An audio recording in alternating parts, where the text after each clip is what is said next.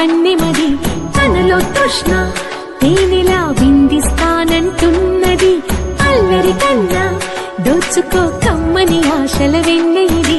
అందరికన్నా ముందుగా తన వైపే రమ్మని